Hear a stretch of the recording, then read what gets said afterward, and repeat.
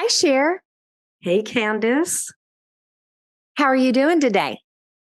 I'm doing great. And I'm going to just take a quick second and introduce our listeners to, or remind, I guess I'll use that word, that we have a workshop coming up in a couple of weeks called Can I Really Change the Art of Healing from Childhood Wounds? And it's coming up on January 23rd. It's a Monday. We'll offer it twice, once in the morning at 10 Central Time, once in the evening at 7 p.m. Central Time. And we're excited about engaging with our listeners on some information about the brain and how the brain convinces us that we can't change, but that you and I both know and have experienced real change. And then also an exercise that can help people identify what are the particular things that are keeping them stuck in their reenactments of not being able to make the changes that their hearts really long for. So go to our Facebook page at Processing Trauma Out Loud and sign up there. Mhm. Yeah, when you talk about change, that we can change, well, the reason why we can change is because we can heal. Yeah. That's the place that it can feel overwhelming, right? That maybe it's just too much. And you and I both have felt that way at times.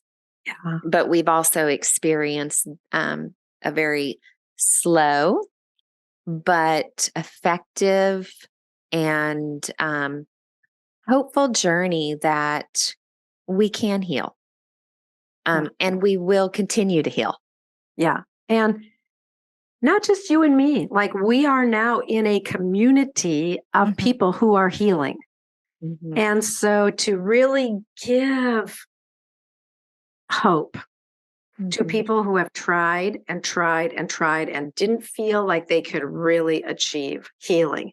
But we are in a community of people who are healing and who are experiencing just a new way of life that incorporates their changes in relationships that are really meaningful and the ability to feel loved deep at the core place of their being. And so which really leads us to our topic today, which is going to be a 2-part series on reenactments or reenactment patterns. It's those patterns that it can take a long time to even see that we are in a pattern. And because this is all unconscious, these aren't things that we are necessarily aware of. Now, we may be aware that these patterns that we bump into cause us pain, that we don't like them, that we don't understand them, but we feel compelled to keep moving towards them. And that's where the shame comes in.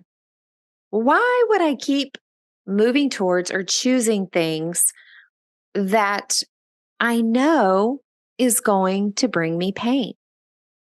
Whether that's relationships that are toxic, or an addiction, or being critical and judgmental towards others, or the need to feel better than other people, or maybe the need to feel worse than other people. I mean, the list goes on and on and on of what we end up reenacting and living in. Yeah. And so we're going to have a conversation today a little bit about what reenactment is and why it's so important to really understand and what we can do about that. Yeah. And I know for myself, just understanding this concept of reenactment, it's like it enabled the light bulb to go on for me. And I think that's been true so much of the whole healing journey is learning the vocabulary, learning the concepts of what is typical for those who have experienced childhood trauma. Mm-hmm. And then being able to recognize that, oh, this is normal. This is normal for someone who has childhood trauma. And then to be able to begin to recognize, how does this show up? How do reenactments show up in my life? Mm-hmm. And today we're going to talk a little bit more about the concept and about how we can recognize it. And then next week we'll share a few more stories that can really help our listeners understand how does this show up in our lives, and what do we do about it when we see it?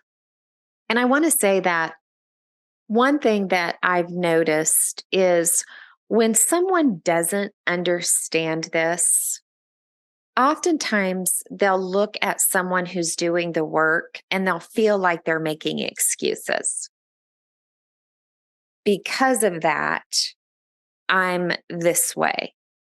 Well, the truth is, because of that, and the way that our brain develops and our body and our emotions, of course, we are going to need healing. Of course, we're going to suffer consequences of that. Mm. So bringing in that understanding isn't about making that excuse of, well, that's just the way I am because of this.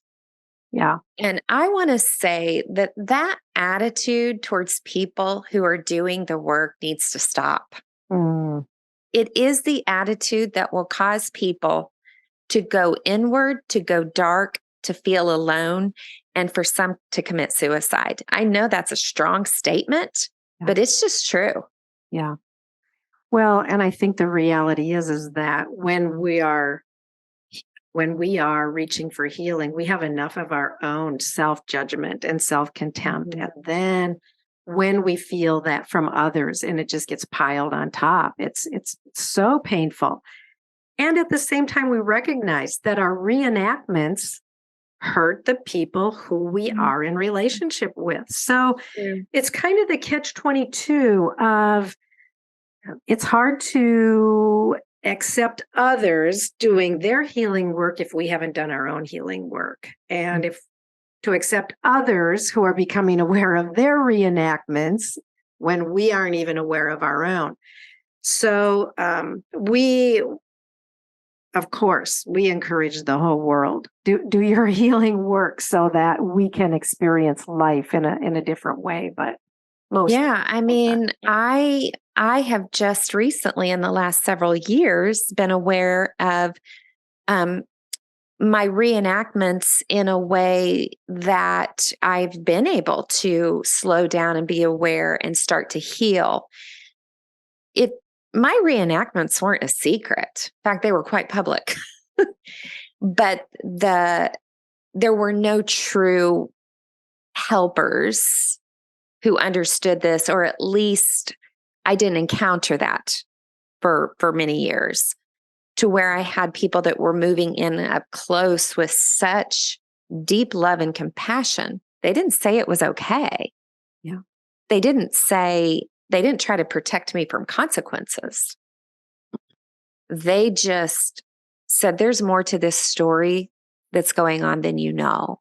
And that changed everything, Sher. Yeah.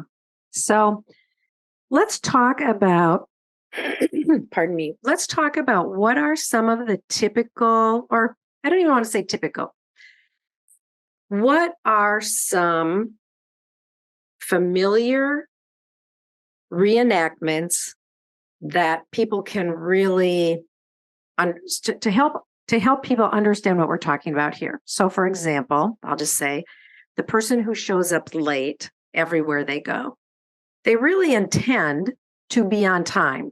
Every day they intend to be on time.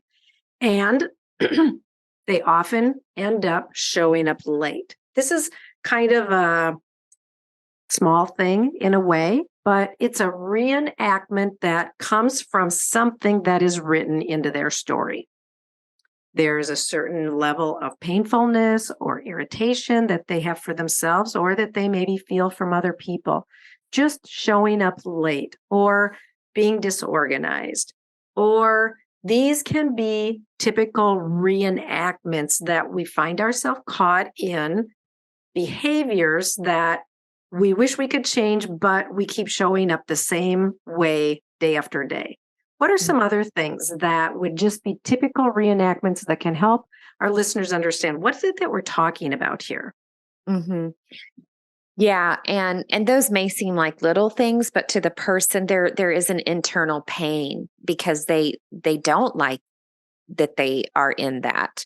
But before I share a few, I do want to read I just want to read this statement that we had talked about before the conversation. And I think it's important to understand that reenactments aren't just about behaviors.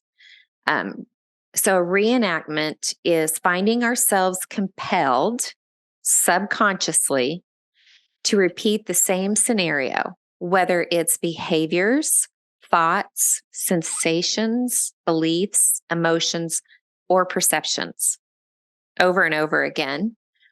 It is the reality of our limbic brain that causes us to reach for something familiar to gain a sense of control.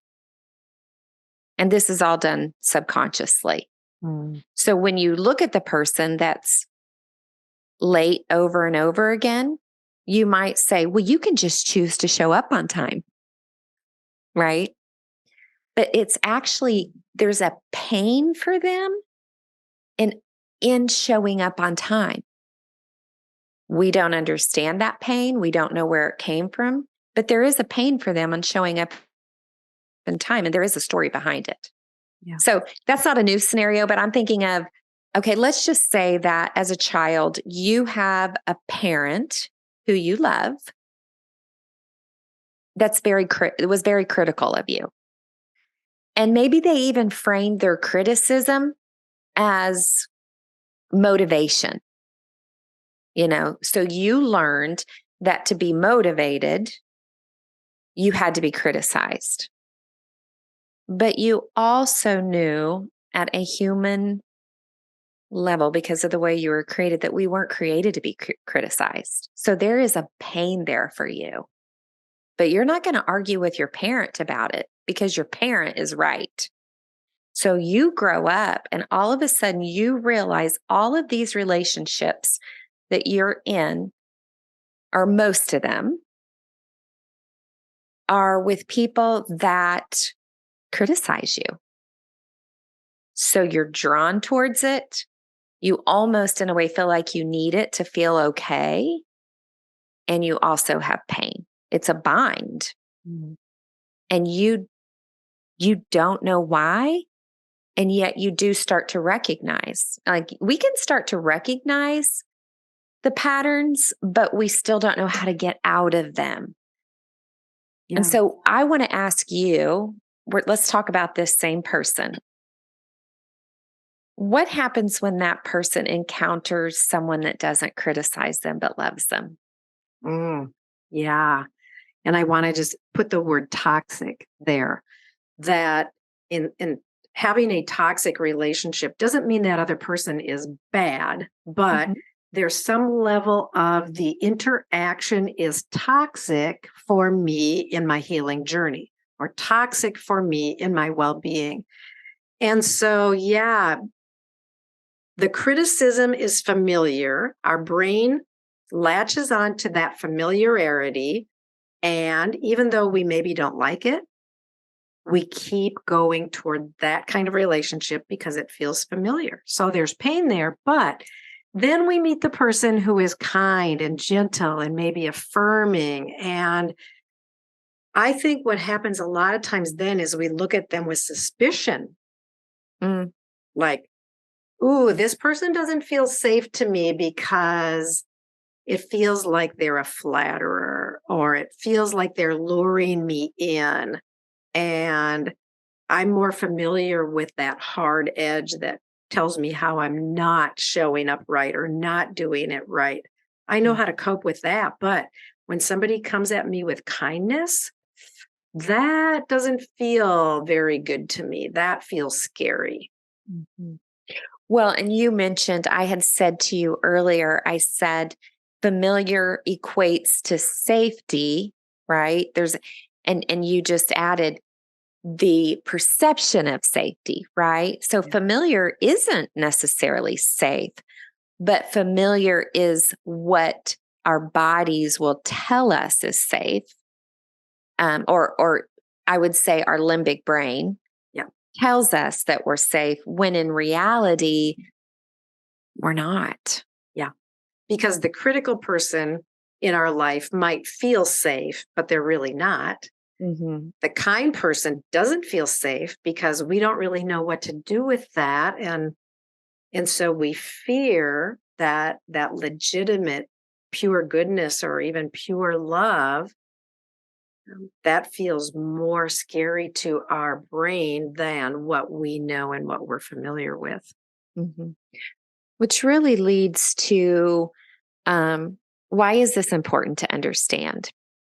Because healing is about um, a new story, and we want a new story. We want a story that involves the healing of old wounds and the strengthening of our resilience and our core of who we are, so that we can love ourselves and love others well.